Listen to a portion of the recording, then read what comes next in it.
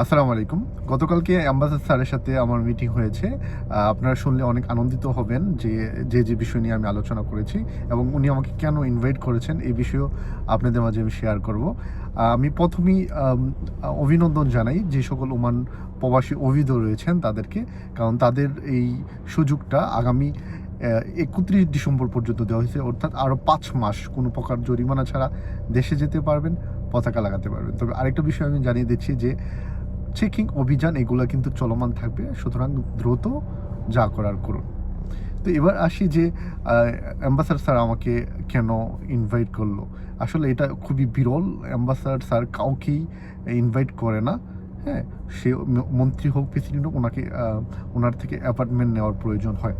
তো আসলে দেখুন, কিছুদিন আগে আমি অ্যাম্বাসিতে গিয়েছিলাম। ওখানে স্যার জনসম্মুখে এসেছিল, অনেক মানুষ অনেক প্রশ্ন করতেছিল। তার মাঝে আমিও গিয়েছিলাম, যেহেতু আমার অনেক প্রশ্ন লুকিয়ে রয়েছিল। তো আমার কথা শেষ হয়নি, উনি চলে গেছিল। পরবর্তীতে ওনার পিএসের মাধ্যমে আমাকে গতকালকে ইনভাইট করা হয়েছে। তো আমি আমার সাধ্যমতো চেষ্টা করেছি ওমান প্রবাসীদের যেহেতু সমস্যা সব কিছু তুলে ধরার জন্য। এই ৫টা বিষয় নিয়ে আমি আলোচনা করেছি। একটা বিষয় হচ্ছে যেটা আমরা পাসপোর্ট করতে যাই, অ্যাপার্টমেন্ট আমাদের অনেক লম্বা সময়ের পরে আসে। যখন আমরা শিডিউল অনুযায়ী যাওয়ার পরও আমাদের অনেক হয়রানির শিকার হতে হয়, অনেক কষ্ট করতে হয় ওখানে। যেটার স্বয়ং প্রমাণ আমার বাড়ির পাশের আমার প্রিয় একজন ভাই, আমার মিটিং শেষে ওনার সাথে আমার দেখা হয়েছিল। আমি ওনার সাথে যখন দেখা করতে গেছি, ওনার চোখের দিকে আমি তাকাতে পারি না, লাল হয়ে আছে। মানে এতটা খুব তাদের প্রতি।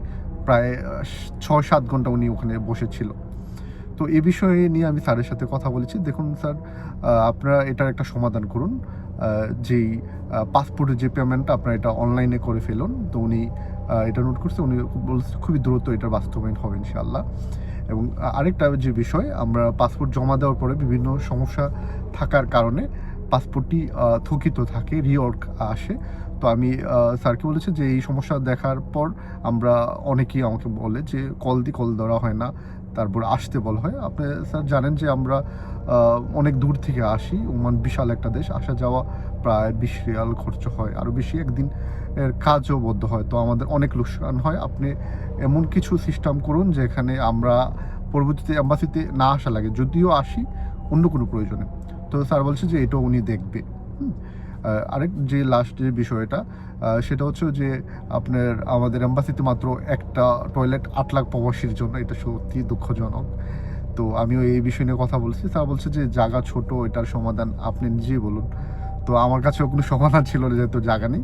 তো উনি দ্রুত এম্বাসিকে এখান থেকে সরানোর ব্যবস্থা করতেছে। তাহলে টয়লেটের সমাধানটা আশা করি এম্বাসি সরানোর আগ পর্যন্ত হবে না।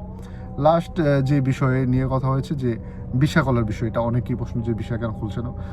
ভিসা আমি চাই না যে আসলে ভিসা খুলুক, তবে যেহেতু একজন ব্যবসায়ী, সেক্ষেত্রে আমার নিজে ২টা দোকান নিয়ে রেখেছি, লোকের জন্য দোকান খুলতে পারতেছি না।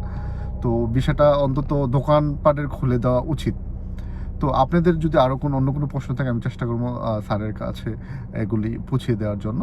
তো ভালো থাকবেন সবাই, আর সবাইকে অসংখ্য ধন্যবাদ। আসসালামু আলাইকুম।